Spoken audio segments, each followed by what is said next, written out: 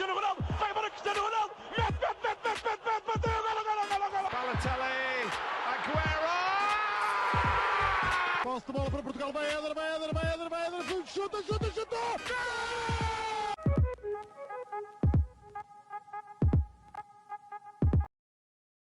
Olá, sejam muito bem-vindos a mais um episódio do podcast do Hispaneca. Já tinha saudades de dizer isto, eu quase que já sou um convidado, mais do que propriamente um apresentador habitual. Estou na companhia, e sim, dos habituais João Blanco e Miguel Rocha.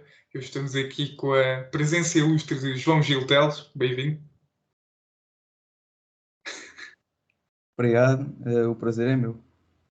Se não me engano, esta não é a primeira vez que cá vens, portanto é assim é a segunda ou terceira vez que cá vens. O nosso caro Gil já veio ao Patreon, mas nunca foi um episódio formal, verdade, digamos verdade. assim. Okay. Já fiz umas análisinhas aí do Benfica na Champions.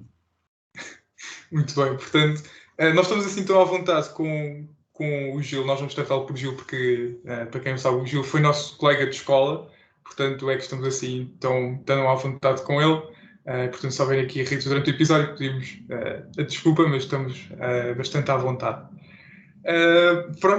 Estamos neste episódio para falar do Benfica e este grande problema que tem vindo a surgir ao longo de 3 anos, sensivelmente, desde a saída de Bruno Lage. Quer dizer, acho que começou tudo com o Bruno Lage lá dentro.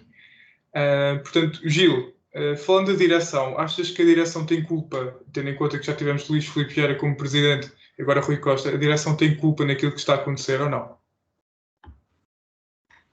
Boa tarde a todos mais uma vez. Obviamente que a direção tem culpa quando alguma coisa está mal num clube, está mal na direção para começar. E se formos analisar bem o atual diretor do Benfica, Rui Costa, teve um mentor que era da direção anterior, que era Luís Filipe Vieira.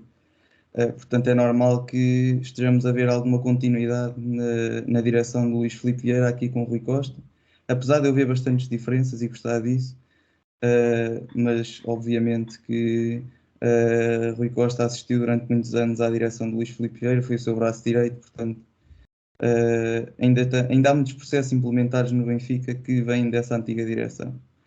Antes de continuar, gostava só de dizer que aqui a minha imagem de fundo eu trouxe precisamente porque tu há bocado referiste que o Benfica está assim mais ou menos há 3 anos e esta era a equipa do Benfica mais ou menos há 3 anos, ou seja, antes de tudo começar.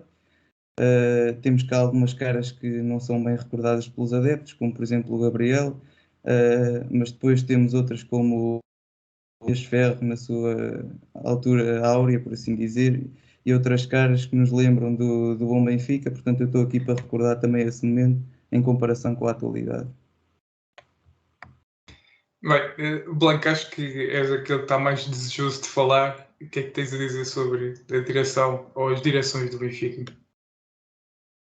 Bem, em primeiro lugar, eu acho que o que está mais desejoso de falar foi quem ganhou o Benfica 2 vezes na última semana. Essa é a primeira.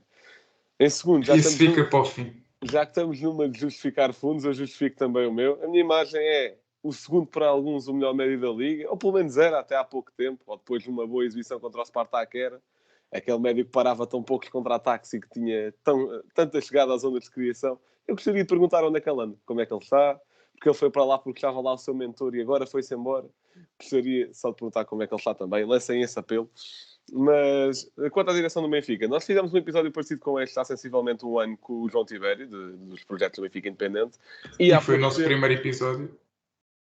O nosso primeiro episódio foi falar sobre o Benfica. Não, isso primeiro foi todos. só nós. Isso foi só nós, exatamente. Por tudo começa em Benfica. E depois há coisa de mais ou menos 3, 4 meses fiz aí, mas isso foi só eu, um conteúdo para o Patreon com o Filipe Inglês, também dos projetos do Benfica Independente, a falar já só das eleições, já que estamos a falar de direção. E pronto, portanto, vê-se que isto é um problema que se vai construindo, ou seja, uma sucessão de problemas, tanto na direção como na situação futebolística do Benfica, mas falando especificamente da direção, foi o que o Gil disse, é um bom mentor, porque se vê-se algo pouca democracia. Em primeiro lugar, os erros que eram cometidos mantêm-se. Portanto, contratar figurantes para uma gala de um clube, por exemplo, manter lá o JJ quando, logo do início da época, pronto, fizeram os primeiros 4, 5 jogos bons. Até se conseguirem qualificar para a Liga dos Campeões, para a fase de grupos. E depois, tirando aquele jogo com o Barcelona, o resto foi mau. Via-se que mesmo quando goleavam o futebol não era assim nada espetacular, nada comparado com o Sporting e Porto, por exemplo. E isto é um problema sucessivo porque a direção sabe tanto quanto os adeptos que o Jorge Jesus não joga para um clube, joga para ele próprio. O que é muito perigoso quando se está a gerir um balneário. Agora, também é preciso saber identificar onde no balneário estão os aliados e os inimigos, mas isso já vamos falar mais à frente, presumo. Bem, Rocha, tu que estás bastante feliz, presumo eu, nos últimos, acho que são os últimos 10 jogos com o Porto, que o Benfica não consegue vencer o Porto, seja em casa, seja no Dragão. O que é que tens a dizer sobre a direção do Benfica? Bem lá a todos. E também já agora acrescentar que nos últimos 20 só perdemos 3. Também é um dado estatístico interessante. Bem, sobre a direção do Benfica. Eu acho que por muito que o Rui Costa seja uma lenda do futebol português, no geral, não só do Benfica, e por toda a sua carreira, que foi um grande jogador, isso parece como aqueles grandes jogadores que depois dizem que vão dar grandes treinadores. E neste caso foram grandes jogadores que dizem que vão dar grandes presidentes. Mas se isso já não é verdade para o caso dos treinadores, acho que muito menos para o caso dos presidentes. Porque não é por conheceres um clube a fundo que vais dar bom presidente. És possivelmente um bom diretor desportivo, diria eu. Como, por exemplo, foi durante pouco tempo o Casillas, depois daquela sua crónica lesão, que o impediu de continuar a jogar. Ele passou a ser um elemento que fazia a ligação, precisamente, entre a direção e a equipa de futebol principal. E isso é um cargo em que um jogador que conhece o clube e conhece os jogadores e o treinador teria um papel preponderante, e eu acredito que, claramente, nesta estrutura do Benfica ninguém o faria melhor que o Rui Costa. Agora, a presidência de um clube é uma coisa que vai muito para além do futebol e de conhecer as pessoas do futebol, e eu sinceramente acho que o Rui Costa ainda não estava preparado, principalmente por, como vocês já disseram, ter tido como mentor Luís Filipe Vieira, e foi isso que fez também, não só obviamente que o Luís Filipe Vieira saísse do Benfica. Manter lá Rui Costa seria bom, mas penso que não o presidente.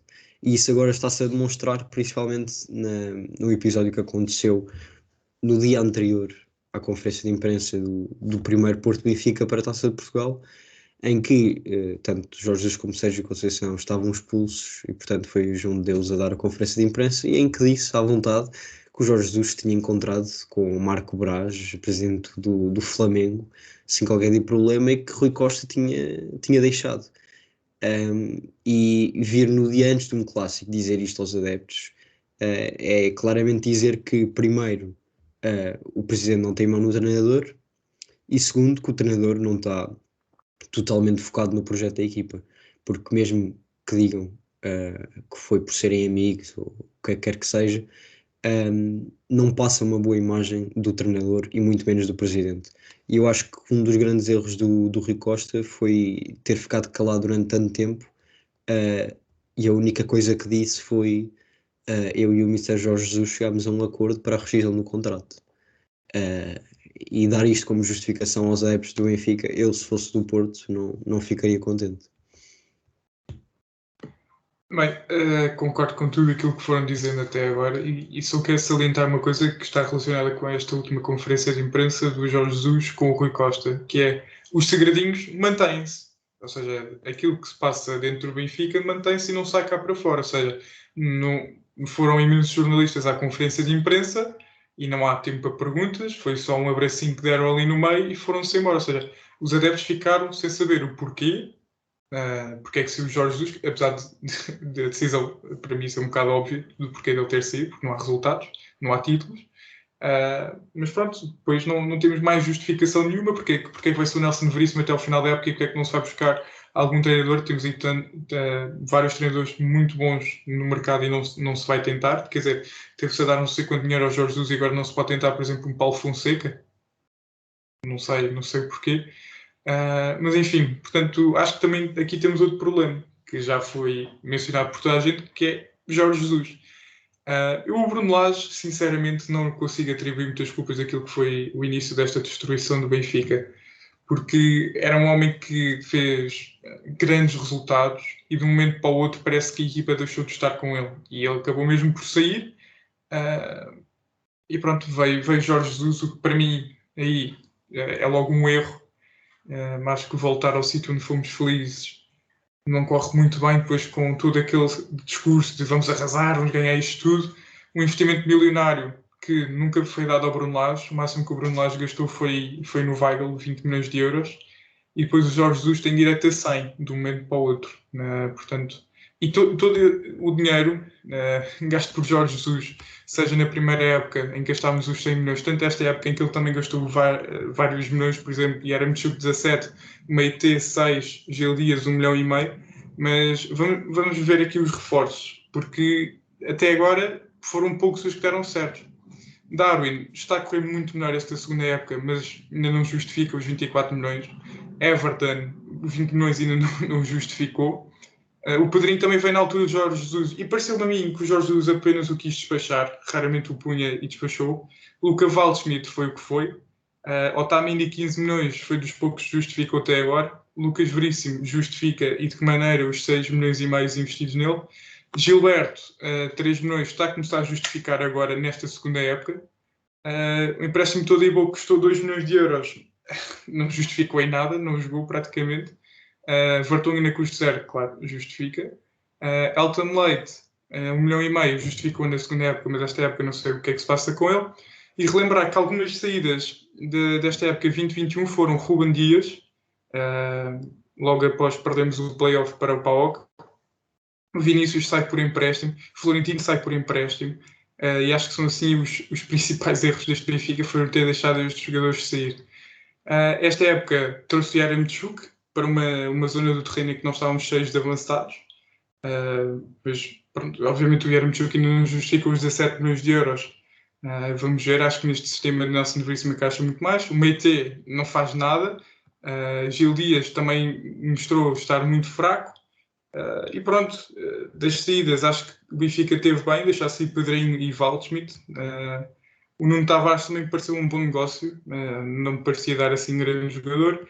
Frank Servi também fizeram bem deixar sair. Carlos Vinícius, aquele empréstimo acho ridículo, mas enfim, acho que Jorge Jesus tem muita culpa naquilo que, ou seja, em primeiro lugar foi muito tempo a bater naquele 4-4-2 full ataque, ou seja, ia tudo para a frente e ficava o Otamendi e o Vertonghen, os dois sozinhos atrás.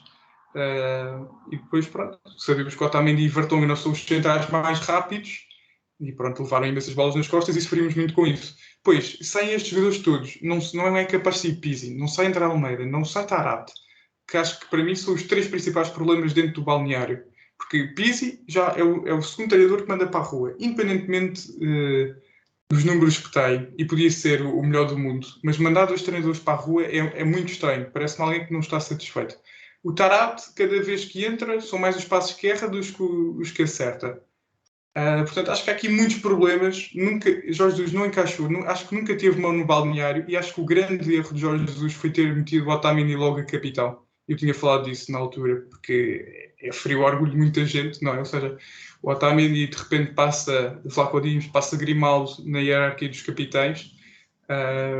Eu, para mim, justifica-se o Otamendi ser capitão, mas enfim, é algo que não se pode fazer assim logo que chega. Um jogador acabou de chegar, ainda por cima, ele tinha muito a provar, o Otamendi tinha muito a provar, tendo em conta que vinha do Porto, e os adeptos do Benfica, quer dizer, vinha do Porto, salvo seja, tinha vindo do City, mas tinha passado pelo Porto. Portanto, havia muita coisa a provar por parte do Otamendi, e dar-lhe assim, logo a ser capitão, acho que foi o início do fim. Mas pronto, Jorge Jesus era sempre teimoso no sistema tático, mesmo com o sistema de 3 centrais, que equilibrava mais a equipa, mantinha as ideias fixas e estragava o potencial de muitos jogadores.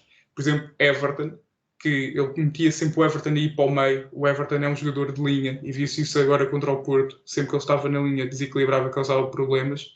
Portanto, Rocha, achas que Nelson Veríssimo poderá fazer alguma coisa com os jogadores que tem, e que parte de culpa é que teve Jorge Jesus? Sim, eu sinceramente acredito que o Nelson Veríssimo é capaz de fazer alguma coisa com esta equipa. Principalmente porque diria eu que o principal motivo para a saída do Jorge Jesus, pelo menos internamente, foram os próprios jogadores. Ou seja, se os próprios jogadores não o queriam já lá, foi como a entrada para o Porto Benfica para a Liga. Eu diria que os jogadores entraram de uma forma completamente diferente para o jogo que entraram para a Taça de Portugal, porque queriam mostrar aos adeptos, ou a quem quer que fosse, que o problema era realmente o treinador e não os jogadores. Um, e portanto, se os jogadores encararem os jogos dessa forma, vão de certa forma defender o Nelson Veríssimo, no sentido em que vão dar mais do que estavam a dar com Jorge Jesus, e isso pode fazer parecer como que o Nelson Veríssimo melhorou realmente o trabalho no Benfica. Outra coisa que eu acho que vai ser importante com o Nelson Veríssimo é algo que os adeptos do Benfica já estão a esperar há algum tempo, que é a entrada mais recorrente de jogadores da formação na equipa. Por exemplo, uma coisa que eu já não sei se não acontecia há muito tempo foi o Jetson ir para o banco. O Jetson, que eu já nem lembro quando é que foi a última vez que ele jogou. Não, o Jetson não foi para o banco. Quem foi para o banco Ah, não? agora para o jogo da Não, Liga foi o Paulo Bernardo. Bernardo. Sim, o Paulo Bernardo foi, mas o Jetson foi convocado ou não? Foi convocado, mas foi para a bancada. Ok. Então ainda não chegou o dia do miúdo. Mas sinceramente isso é um fenómeno que me surpreende, o Jetson não jogar, ou nem ir para o banco. Ele que ficou um ídolo na Turquia, teve bastante impacto no Benfica, tanto Rui Vitória como Bruno Lage, se não me engano, mais Bruno Lage, se calhar. Mas pronto, é só um dos exemplos. Agora, claro, o Paulo Bernardo acredito que vai começar a ter minutos, o Gonçalo Ramos já foi titular contra o Porto, o Henrique Araújo acredito que vai sendo convocado cada vez mais para a equipa principal, embora a equipa B esteja em primeiro lugar na segunda liga, portanto, embora seja apenas um trampolim para a equipa principal ganhar a segunda liga, acredito que seria sempre importante, e o Henrique Araújo, sendo, penso eu, o melhor marcador da equipa B, também não sei até que ponto é que isso pode influenciar, mas pronto, no geral acredito que vão começar a subir mais miúdos. Mas falando mais sobre o Jorge Jesus, realmente isso que tu estavas a dizer, das diferenças de valores e de investimentos que foram dados a cada treinador, é realmente algo de abismal, e isso é claramente obra de Luís Filipe Vieira, porque ele sempre pôs Jorge Jesus num pedestal, sempre idolatrou o Jorge Jesus, e eu acho que sinceramente eu vi esse comentário na televisão e eu acho que é isso que vai acontecer, que é este despedimento de Jorge Jesus, porque acaba por ser um despedimento, embora eles tenham dito que chegaram a acordo. Eu acho que vai acabar aqui aquilo de Jorge Jesus, porque eu acho que já não é, sinceramente, de ser dos melhores treinadores portugueses, porque o melhor treinador português não pode estar em Portugal e não ganhar nada em várias competições que disputou desde a última época. E eu acho, sinceramente, desiludiu não só os adeptos, como eu acho que até o próprio Luís Filipe Vieira, no caso, e agora o Rui Costa, ao ponto de eles não quererem admitir esse erro que tomaram ao contratar novamente o Jorge Jesus. E eu acho que esse adiamento de despedir Jorge Jesus foi precisamente isso, não, nós investimos tanto nele e deixámos-lo investir tanto na equipa que vamos aguentar mais um bocadinho e ver o que é que isto dá. E eu acho que isso foi o principal erro. Eu esta semana fiz um tweet na nossa página a dizer que o Sérgio Conceição era underrated, e agora acho que digo que o Jorge Jesus é overrated. Fez um grande trabalho, já o fez no Benfica, mas a verdade é que mesmo no Benfica, em que ele ganhou, eu diria que o trabalho já era overrated, porque ele foi campeão pelo Benfica quantas vezes? 3, 4, se não me engano. Sim, interrompeu umas vezes do Benfica e depois foi tricampeão. Ele foi 2 vezes ou 3, não foi mais que isso, foi pouco. O Rui Vitória foi quantas? Foi 2? O Rui Vitória também foi 2. Então, Ou seja, é se isso. o Rui Acho. Vitória, se o Rui Vitória foi 2, ele foi 3, então. Nós foi o Tetra, foi 2-2, acho eu. Pronto, e o Jorge Jesus conquistou outro quando Acho que isso é interrompeu. 3, o Jorge Jesus 3, Pronto. Rui Vitória 2, acho que é isso. Exato, porque o Jorge Jesus interrompeu o que podia ser penta do Porto. Portanto, tem mais um. Ou seja, ele teve no Benfica que é 7, 8 anos, ganhou 3 campeonatos. E depois lá está, é aqueles prémios de cartolina. Foi às finais da Liga Europa, mesmo em competições de Champions, chegou aos oitavos que uma vez, acho eu, foi acho que até foi contra o Zenit, uma coisa assim, que perdeu. Já não sei, mas acho que só chegou aos oitavos uma vez. O Rui Vitória nesse aspecto foi mais 2, foi aos quartos, Exatamente, com o Bayern. exatamente. Portanto, um jogador que está há 8 anos no Benfica, é 3 vezes campeão. Ok, ganhou a Taça da Liga, muito bem, espetacular. Epá, não pode ser considerado como foi por muitos adeptos do Benfica e neste caso pela direção. E portanto acho que se criou aqui uma enorme conversa à volta de Jorge Jesus que não é de todo merecedora, e embora seja um ótimo treinador, não é dos melhores portugueses e sinceramente também não é o indicado para o Benfica. Bem, Gil, achas que agora Nelson Veríssimo, e também pegando na questão dos jogadores, agora com mais jogadores da formação, porque presumo, e acho que toda a gente está à espera disso, tendo em conta o conhecimento dele da equipa B, os jogadores da formação possam ser apostas, por exemplo, Paulo Bernardo. Isso foi uma das coisas que mais me surpreendeu, foi a entrada de Tarapti e não a entrada de Paulo Bernardo, por exemplo. Sim, de facto, acho que o Nelson Veríssimo é um treinador que vai apostar bastante mais na formação do que Jorge Jesus. Também não é difícil. Mas, por exemplo, notou-se já isso no jogo contra o Porto, a entrada de Gonçalo Ramos a titular, não esperava minimamente. A presença de Paulo Bernardo no banco já esperava de certa forma. E pronto, mais alguns miúdos, acho que ele também trouxe o Araújo central e também já falaram do Jetson, que foi para a bancada, mas pronto. Mas acho Tomás que sim, também foi para a bancada. Tomás Araújo também foi para a bancada. não foi. Mas pronto, o Ferro também, de certa forma, também é da formação e teve no banco. Pronto, acho que vai ser uma aposta mais consolidada nessa parte da formação. Mas agora falando sobre o que o Rocha disse, eu concordo com ele na maioria das coisas que disse, mas discordo ali na parte em que ele diz que o Rui Costa só não despediu o Jorge Jesus mais cedo porque estava com vergonha ou sentia-se culpado por ter trazido o Jorge Jesus e não estar a dar nada, e estava com esperança que ainda pudesse dar mais alguma coisa e portanto estava a prolongar essa estadia dele. Eu acho que não foi bem por causa disso, porque quando o Rui Costa autoriza a reunião do Jorge Jesus com os presidentes do Flamengo, já demonstra que o Rui Costa não quer que o Jorge Jesus esteja no Benfica. Acho que essa parte já demonstra isso mesmo. Só que o Rui Costa parece-me a mim que estava a querer evitar pagar a cláusula, já não sei se era 6 milhões, se era 2 milhões, mas acho que Acho que era 2. 2? Pois. No meio desta conversa toda, acho que o problema mesmo era a cláusula. Ninguém queria, nem o Flamengo, nem o Benfica, nem o Jorge Jesus queriam pagar a cláusula, portanto isto estava-se a arrastar. Mas acho que o Rui Costa já queria mesmo que o Jorge Jesus saísse. Caso contrário, nunca teria autorizado a reunião com os dirigentes do Flamengo, penso eu.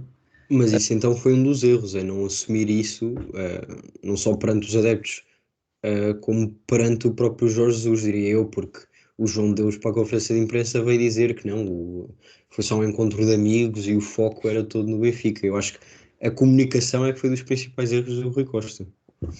Também concordo plenamente contigo. Acho que a comunicação do Benfica é horrível. Aparecem de vez em quando uns newsletters, não sei de quê, que não dizem nada. Não se vê o Rui Costa durante 2 semanas. Não se vê ninguém a vir falar do que é que se está a passar. Só se vê o João Deus numa conferência a dizer coisas que não fazem grande sentido.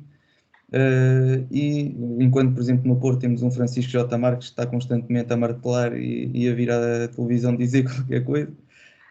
Não estou a dizer que não estou a dizer que acho bem ou mal, acho que são comunicações diferentes. Sinceramente, eu preferia que a comunicação do Benfica fosse mais parecida com a do Porto, mas pronto. Agora, relacionado com a vinda de Jorge Jesus do Benfica, A vinda de Jorge Jesus para o Benfica. Acho que foi um erro desde o início. Acho que isso não passa de uma manobra de campanha do Luís Filipe Vieira. Era fogo de vista, não era, Gil? Exato. Era uma manobra do Luís Filipe Vieira para ganhar as eleições, e os 100 milhões tratava-se disso mesmo, era enganar os adeptos, mandar milhões para a cara deles e Jorge Jesus para ver se era reeleito. Acho que só se trata disso, a vinda de Jorge Jesus. Pronto. Quando esse dinheiro nem sequer foi investido, quando o Benfica podia ter sido penta, que é um Exatamente. dos grandes argumentos mandados contra ele. Exato, e eu agora pergunto, havia eleições nesse ano? Era mesmo aí que eu queria pegar, Blanco. Ou seja, um clube que parece que tem as prioridades todas ao contrário. O presidente tem de ganhar, depois investe, depois já temos perdido o Penta. O que é que se passa com este clube e até que ponto? E se quiseres pegar também, não só na questão do treinador, também dos jogadores e balneário, também estás à vontade. Ou seja, o que é que se passa? Isto parece o Sporting de há alguns anos. Isto parece o Sporting de há alguns anos. Aliás, eu acho que nem o Sporting de 19-20, a época correu horrivelmente mal, de recorde de derrotas do Sporting numa época desportiva de futebol, horrível. Eu acho que nem o balneário estava tão desunido, porque ainda havia o Vendel, o Rafinha, o Bruno Fernandes, que estava só de uns dos outros, o Ristovski também. Pronto.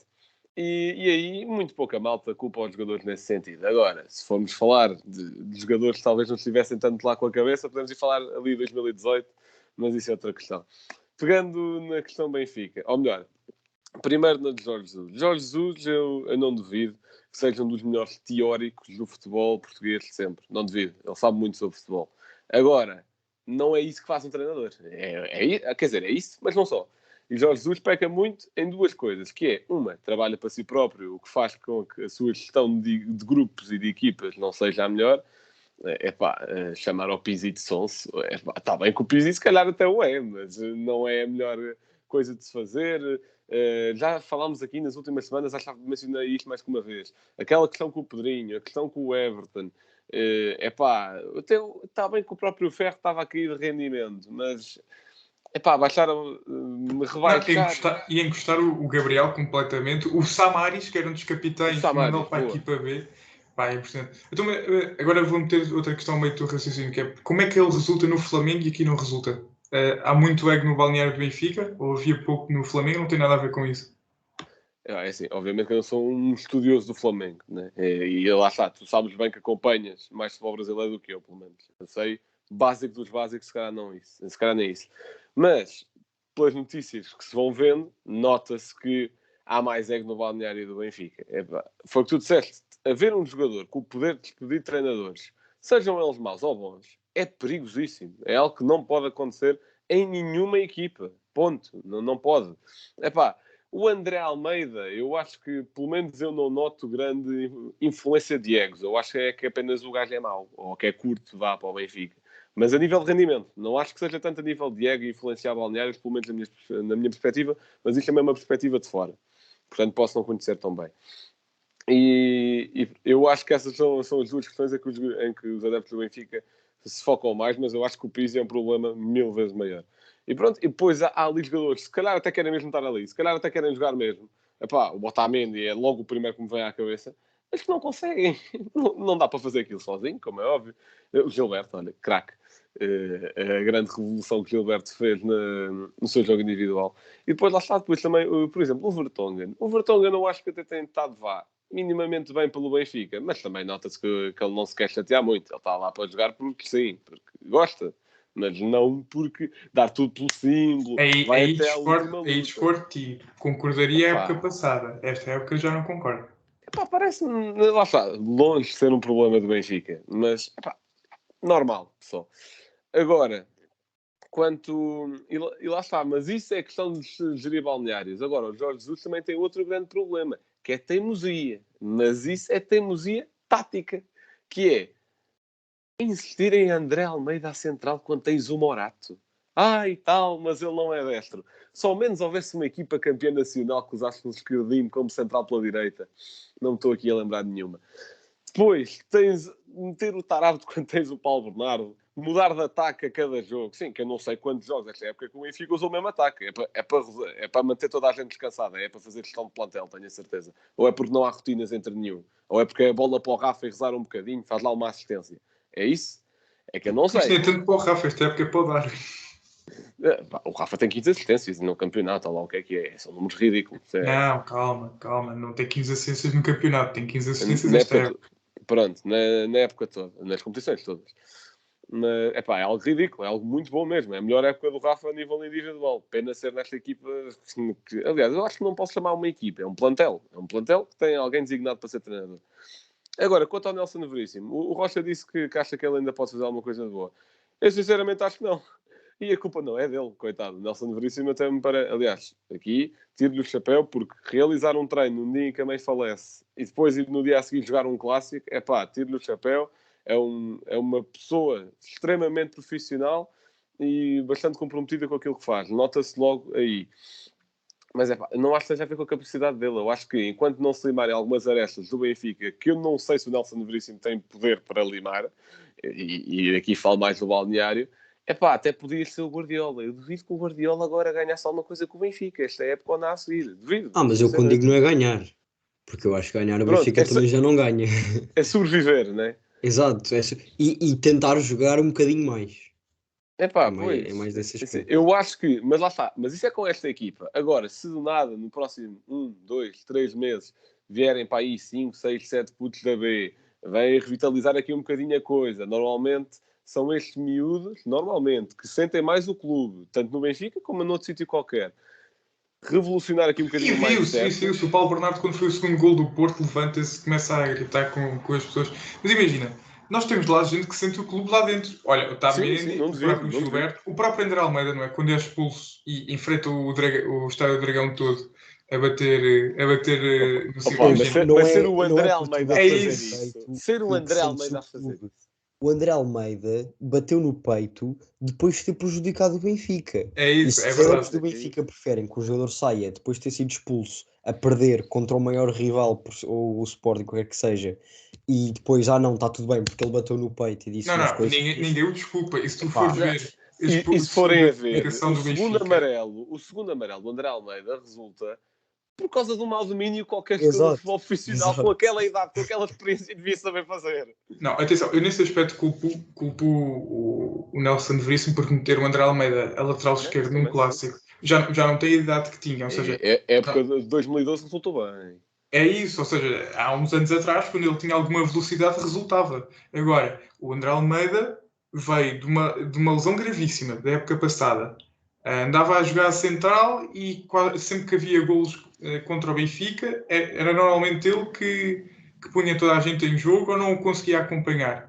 E metê-lo a lateral esquerdo, frente ao Otávio, que, pronto, como sabem, não gosto muito dele em termos de personalidade, mas é um ótimo jogador, dos melhores que temos no campeonato, e vai metê-lo. É suicídio, ou seja, ele também não tinha muito melhor, tinha eventualmente o Gil Dias ou o Lázaro, mas, por exemplo, o Lázaro deu muito mais ao jogo que o André Almeida. Atacava mais, por exemplo, tinha velocidade. Pronto, o André Almeida, lá está, era aquilo que eu defendi com o Samaris. É bom para estar lá dentro, mas é falar com ele e tentar chegar a um acordo por ser o que é que ele joga, ou neste caso o que é que ele não joga, e os jogos que ele poderia jogar. Agora, metê-lo a lateral esquerdo num clássico, é pedir para perder, obviamente. Desculpa. Deixa-me só dizer-te que o André Almeida a lateral direito é pior do que o Lázaro a lateral esquerdo em qualquer posição adaptada. Deixa-me te dizer. Claro que sim, até a central, ou seja, já se viu o Porto, os 2 golos, acho que é os 2 segundos golos, ou seja, na taça, depois no 3-0, os 2 últimos golos do Porto, é o André Almeida que mete toda a gente em jogo. Portanto, um Morato, por favor, é para usar. O próprio Tomás Araújo, o Ferro, pronto, jogou bem contra o Sporting da Covilhã, mas ainda não tenho muita confiança nele. O Tomás Araújo tem feito grandes jogos pela equipa B. Mas enfim, Blanco, desculpa, interrompemos o teu raciocínio. Não há problema, porque interromperam o meu raciocínio, mas foram mais ou menos onde eu queria chegar. Mas só para acabar a minha intervenção, gostaria de dizer, no meio desta confusão toda que está o balneário do Benfica, até se pode comparar um bocadinho com a atitude, ou a dinâmica do balneário da nossa seleção nacional. A pequena diferença é que não está lá o Pizzi para despedir o treinador. Portanto, era uma boa ideia, se faz favor. Convoquem o Pizzi para o Mundial, se faz favor. Para o Mundial não, para a qualificação. Eu acho que passa por ali o grande problema. Mas agora, lá está. Agora dizer ao Pizzi, olha, vais para o mercado para poderes sair. Em primeiro lugar, ninguém vai querer o Pizzi. Ninguém vai querer o Pizzi. Porque depois do que se sabe, ninguém vai querer o Pizzi. E depois ele já tem 30 e tal anos. O desempenho dele já não era o que era. Por exemplo, há umas épocas atrás os números dele enganavam. Pá, aí de 30 gols e 18 assistências, pá, os números enganavam. Quem fosse ver é ela. Agora dizer, Pizzi, vais para o mercado, vamos explorar algumas hipóteses para ti. É pá, onde é que ele encaixava? Eventualmente na Arábia. Ele a fazer companhia ao Gabriel, mas enfim. Bem, eu tenho aqui um tópico para terminarmos mais polémico, que é até que ponto é que os adeptos também têm responsabilidade no momento em que está o clube? Gil, o que é que achas? Eu acho que os adeptos no meio disto tudo são quem tem menos culpa e quem sofre mais com isto tudo. Eu não digo que os jogadores e que a direção não sofra, que eu acredito que também sofra, mas acho que os adeptos são no meio disto tudo quem está pior. Porque parece que a direção do Benfica só quer saber da parte monetária, da parte económica do clube, já não se interessa tanto pela parte esportiva. E portanto, não vou dizer que se estão a marimbar, mas estão, pronto, não se preocupam tanto com os maus resultados, parece. Mas pronto, agora falando da intervenção mesmo dos adeptos, de certa forma eu acho que os adeptos têm, claro que têm bastante peso e têm alguma culpa em tudo o que acontece. Quando o Benfica perde um jogo, por ser o Benfica e por estar obrigado quase a ganhar todos os jogos, é normal que os adeptos caiam um bocado em cima da equipa, isso é normal, mas agora acho que a partir de um certo momento exagerámos, começámos pronto, perdíamos um jogo, começava tudo a cair em cima dos jogadores e do Jorge Jesus, isso também não é bom quando é em demasia. E olha, acho que é isso, acho que os adeptos têm de ter mais calma muitas vezes. É verdade que eu próprio me insiro nessa classe de pessoa sem calma, às vezes, mas acho que também muitas vezes temos razão. O Everton, por exemplo, anda cá há uma época e meia quase, e custou 20 milhões e ainda não. E se tivesse vindo por 10 milhões ainda não tinha justificado também. Pronto, acho que temos também alguma razão nas nossas críticas. Em relação à questão monetária, é algo que tu pegaste agora, mas eu tenho de falar porque me faz muita confusão. O Benfica é o clube que mais vendas fez, em termos. Recapitular. O Benfica foi o clube que mais dinheiro recebeu em vendas de jogadores desde 2000. O Benfica recebeu 628 milhões em vendas de jogadores desde 2000. O Porto recebeu 564, está em segundo lugar. Onde é que estão estes 600 milhões? Ou seja, não pode ter ido tudo para árbitros. Eu sei que devíamos ter algumas dívidas com os árbitros, mas não pode ir tudo para árbitros, bolas. Eles não são assim tão caros, eles são maus, bolas. Mas quando fazem alguma confusão, esses 600 milhões para onde é que foram? Ou seja, investiram-se 120, que foi o dinheiro do João Félix, foi no Weigl mais estes 100 milhões todos. Ou seja, onde é que foi este dinheiro todo? Mas pronto, enfim. Blanco, em que parte é que os adeptos têm culpa? Sei que têm alguma culpa. Isso depende do que consideramos adeptos, que é consideramos adeptos aqueles que querem ver o Benfica ganhar a todo o custo e que se informam um pouco antes de uma eleição. Daí sim, tem a culpa. Por dar 90% de votos a Rui Costa numa direção que tem 12 membros iguais às que tinha Luís Filipe Vieira. Portanto, muda a cabeça, que é o presidente, e mudou lá outro diretor. Também mudou o presidente da mesa da Assembleia Geral, por exemplo. De resto, está tudo igual. Dar 90% a essa lista, tem desculpa bastante.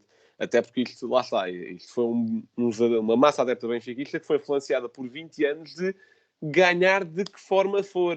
Se é preciso investir 100 milhões, investe. Se é preciso comprar árbitros, compra-se. Se é preciso tentar forçar mais alguma coisa menos moral, faça a mesma. Desde que o glorioso ganhe, é isso que importa. Agora, a malta, e essa malta também existe bastante, que se manifesta muito nas redes sociais, mas não tem essa mesma expressão em eleições. Não sei se é por ser malta mais nova e tem menos votos, não sei se é por ser malta que não seja sócia e, portanto, não possa votar. Mas que é malta que se informa mais, tem mais noção da realidade do seu clube, e agora também muita gente está a abrir os olhos nos últimos 3 anos, que é malta que vota em listas que, como nunca estiveram lá, não há hipótese de terem nenhum tipo de coisa a ver com aquilo. Portanto, o primeiro nome veio à cabeça o Noronha, mas agora na última eleição foi o Benítez. O Noronha não quis se candidatar, e se calhar bem, para não se queimar também, já que tem um bom nome entre os adeptos do Benfica.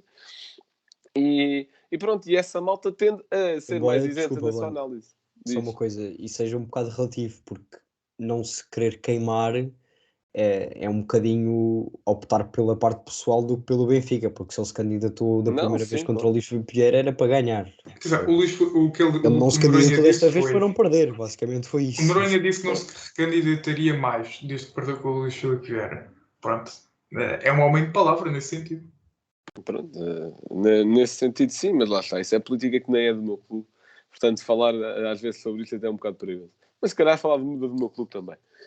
Mas pronto, eu acho que é um bocadinho isso. Se estivermos a falar de no geral, sim, porque quem pôs o presidente lá foi vocês. Ele não caiu do céu e foi lá parar. Quer dizer, foi, mas depois fez uma eleição a confirmar se ficava mesmo.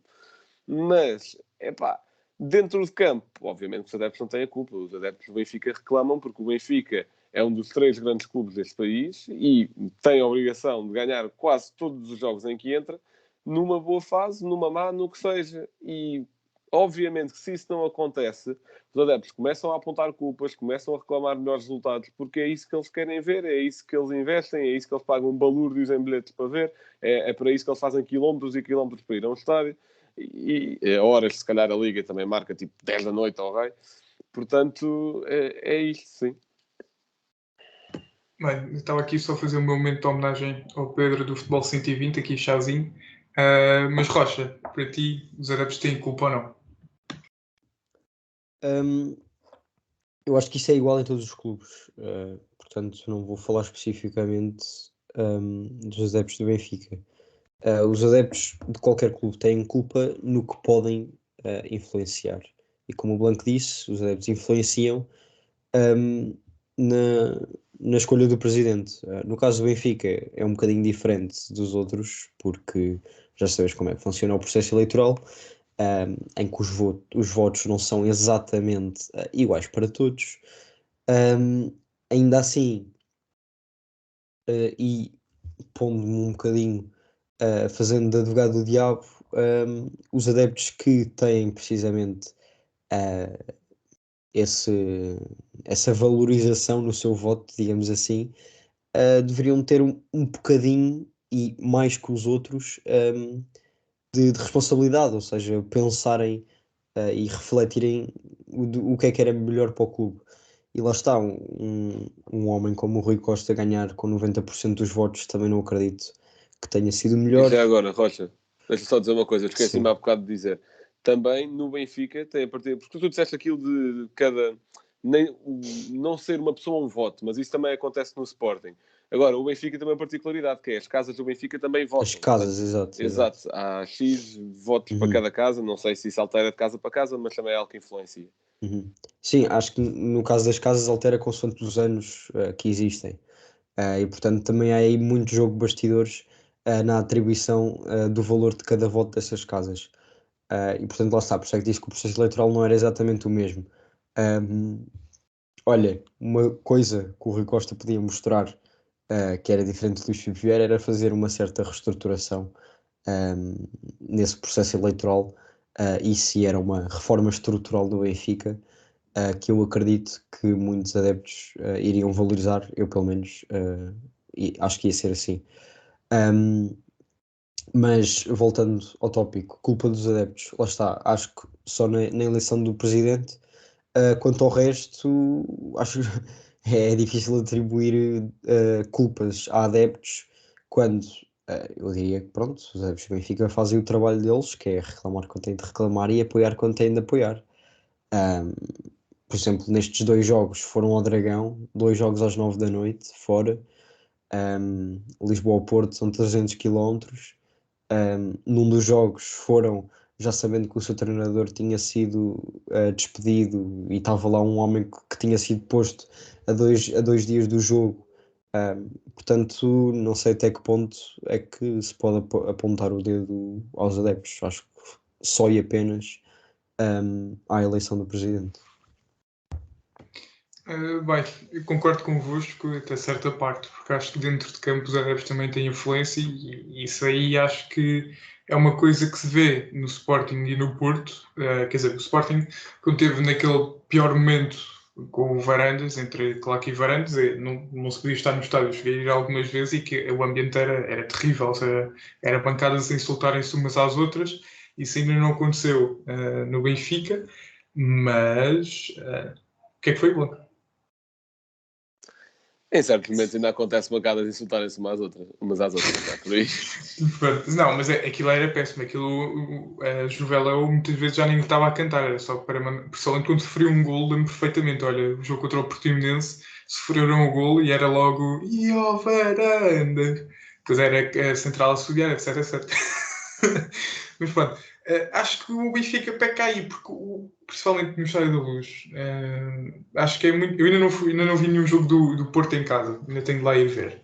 Mas já fui a Alvalade, mas quando os adeptos do Sporting estão a puxar a sério. E não é só a claque, é todo o estádio.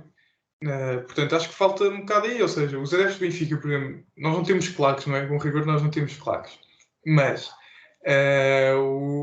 os adeptos do Benfica não sabem os cânticos, por exemplo. Não sabem. Ou seja, só sabem aqueles basicozinhos que toda a gente sabe. O 1904, o Benfica, o resto ninguém Digamos sabe. que todos os cânticos do Benfica também são um pouco básicos, portanto. É verdade. E roubados aos outros. Não, mas bom saber que temos aqui documentado um adepto do Benfica a dizer que facilmente qualquer adepto, não qualquer claque ou qualquer grupo de adeptos que vá lá jogar, consegue facilmente calar aquele estádio. Não é muito difícil. Não é, não é. Ou seja, o Estádio da Luz faz mais barulho quando estão a assobiar a equipa adversária do que quando estão a apoiar o Benfica. Ou seja, faz um bocado de confusão, enfim. Isso, sou- estavas a dizer que. Desculpa, Gil. Não, Estavas a dizer que nunca ouviste um jogo do Porto no Dragão, só partilhar aqui. Isso acontecia no Porto, ahm, principalmente na altura de Lopetegui. Na altura ali Lopetegui, quando houve aquela troca, Paulo Fonseca, Lopetegui e Peseiro, aí em 2015 isso acontecia também bastante, era mais os Super Dragões e o coletivo é que puxavam pela equipa, o estádio estava um bocadinho morto nessa altura. Com o Nuno Espírito Santo isso começou a mudar e agora não é nada assim, é todo o estádio. Eu acho que eu tive no jogo no Porto Benfica para a Liga, epá, e foi o que eu disse no Twitter. A única vez que o nome do Benfica só viu no estádio foi quando os adeptos do Porto estavam a cantar cânticos um pouco mais impróprios com o nome do Benfica, porque foi a realidade. Sim, ou seja, já foram várias as vezes em que o Porto e o Sporting foram à luz e os adeptos, na casa do Benfica, calaram as claves do Benfica. Ou seja, eu vi alguns vídeos e vi zonas do estádio do Porto em que só via os adeptos do Benfica. Mas é aquilo que eu noto, é que parece que os adeptos do Benfica fora têm mais força do que quando estão em casa. Não sei se querem mostrar alguma coisa. Mas a verdade é essa, parece que quando estão fora, parece que têm muito mais força. E depois as confusõezinhas sempre entre diabos vermelhos e não name também não ajudam em nada. Mas, enfim, Isso, eu acho desculpa, é das coisas que eu que mais critico no Estádio do Dragão, porque, para quem não sabe, os Super Dragões estão na curva sul, e o coletivo está na bancada norte, num canto, e eles, só nos jogos fora, é que cantam os mesmos cânticos. Porque nos jogos em casa, está os Super Dragões a cantar uma coisa e o coletivo a cantar outra. é isso, isso Isso também é uma acontece coisa que não connosco. me cabe na cabeça. Isso também acontece Não, connosco. isso acontece também à Alvalade, até porque nos últimos Epá, tempos mas tem para mim havido não faz um sentido bocadinho. nenhum. Não faz sentido, não faz sentido. Aliás, eu aqui até tenho nesse caso de, assim, obviamente que a Curva Sul em Alvalade tem muito mais nome, tem muito mais história, faz Fora, sentido. os Super Dragões também. Pronto, faz sentido eles sentirem-se mais legitimados para pronto. Até porque muitas Igual. vezes até a Curva Norte se junta à Curva Sul, porque a Curva Sul tende a ser um bocadinho mais teimosa nos cânticos. E bem, porque lá está, são mais legítimos. Mas a Norte, agora também algumas claques estão a ir para lá, porque pronto, confusões entre claques não tem nada a ver com isso. E pronto, Não quiser levar pesado. também não, também não. E se a Norte não for, pronto, um bocadinho, não tiver um bocadinho mais paciência, normalmente até tem tido, epá, aquilo estava uns a cantar uma coisa de um lado e outros do outro. Isso só não tem acontecido mais por causa disso mesmo. É isso, ou seja, o futebol vive-se de resultados. O Sporting, há 2 ou 3 anos, estava completamente partido ao meio. Completamente. É o que está a acontecer agora ao Benfica. Está a ficar tudo partido. Mas isso é uma coisa que também não me cabe na cabeça. Eu não sabia que também acontecia com o Porto e com o Sporting. Mas é terrível. Estão os não-name a cantar uma coisa, estão os diabos a cantar outra. Pois os diabos são muito menos que os não-name. Portanto, eu sou assim um bocadinho. Enfim, não seja... Enfim, fico um bocado triste. Acho que os adeptos podiam puxar muito mais. Bem, eu espero que isto ainda se mantenha, portanto, Blanco, vamos ao facto. Não, eu já não uso essa rúbrica, agora digo jogador da semana, não estou a brincar. Podia ser. Agora O facto que eu trago é para vermos que este problema, o mais recente do Benfica, não é um ato isolado. Que é, basicamente, antes do final da primeira volta desta edição da Liga, já 8 equipas mandaram o treinador para a rua. Portanto, 44%. São elas Boa Vista, Marítimo, Passos de Ferreira, Santa Clara, que até já vai em 3 treinadores esta época, Famalicão, Moreirense, Bessade e agora Benfica.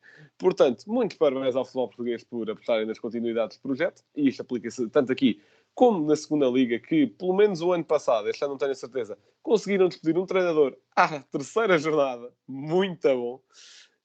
Portanto, Rocha, o teu momento cultural. Bem, podia vir aqui recomendar a série do Benfica sobre Covid para mostrar como os insucessos do Benfica. A do André Almeida. Também podia ser. Não, a do André Almeida está fixe. A do André Almeida está fixe. Pronto, mas é só para dizer que no fundo acho que não era bem essa a culpa dos insucessos. Mas não é disso que eu venho aqui falar. Vou ser muito mais educativo e aqui um pouco de cidadania e sugerir para, ok, quando o episódio sai, hoje é domingo, portanto na segunda-feira já vai ser o segundo dia de debates para as legislativas. Segunda-feira penso que vai ser o PSD contra o Chega e o Bloco de Esquerda contra o Partido Comunista Português. Os debates começam no domingo e acabam dia 15, que penso ser um sábado, e portanto informem-se para no dia 30, quando forem votar, votarem com consciência, e é isso. Rodrigo, não sei se ainda tens a tua rubrica. Tens? Então força. Posso fazer, estou cá. Bem, eu só queria relembrar que há aqui um jogador meu Deus, que ainda está ligado contratualmente ao Benfica, que se chama Ioni Gonzalez. Um extremo de 27 anos, 1,84 m, não sei o que é que viram nele, ele estava no Corinthians na altura. Não, estava no Fluminense em 19-20, depois veio para o Benfica e o Benfica acho que enganou o Fluminense, depois foi emprestado ao Corinthians, emprestado ao Los Angeles, depois está agora no Ceará, sempre emprestado. Pronto, foi um jogador que não se estreou pelo Benfica, teve lá de passagem, pronto, é daqueles, tipo, sei lá, Facundo Ferreira, que está ligado contratualmente ao Benfica durante não sei quanto tempo, emprestado a toda a gente, ou um Candeias, para quem se lembra dele, que passam vida ligados contratualmente ao Benfica, mas depois nunca... Quem, Gil? Caio Lucas. Caio Lucas, por exemplo, mas acho que esse aí já foi comprado. Mas pronto, enfim. Bem, quero agradecer aqui ao Gil por ter vindo. Eu não sei quando é que volto, mas espero voltar mais alguma vez. Portanto, eu gostei foi de um tweet no outro dia que vocês me mandaram, que foi alguém que já não sabia o meu nome, mas que dizia que fazia falta. Portanto, muito obrigado. Porque nós estávamos a bipolarizar o projeto. Portanto, para o projeto não ficar aqui... benfiquistas. Por não ficar Exato. aqui um projeto de Dragarto, trouxemos a Benfica em dose dupla. Portanto, obrigado ao Gil e ao Rodrigo, não obrigado. Mas pronto. Portanto, Obrigado, foi um prazer estar aqui com vocês também. Grande Gil. Muito bem, Gil. Portanto, espero que tenham gostado. Já sabem, podem nos ouvir em todas as plataformas. Já me esqueci de dizer plataformas. Podem nos ouvir em todas as plataformas, já sabem. Subscrevam, não sei se é essa a palavra correta para o Patreon. Façam o que for lá no Patreon para ouvirem os conteúdos. Mas pronto, obrigado a todos os que já assinaram o Patreon, porque estou sempre a receber e-mails e apesar de já não estar assim tão ligado ao projeto, estou sempre a receber e-mails a dizer que há mais malta no Patreon. Portanto, muito obrigado a todos que sustentam este projeto. Espero que tenham gostado, fiquem bem e até à próxima.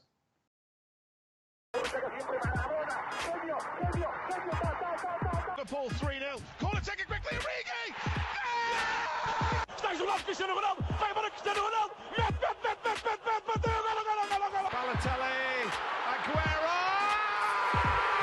Posse de bola para Portugal, vai Éder, chuta!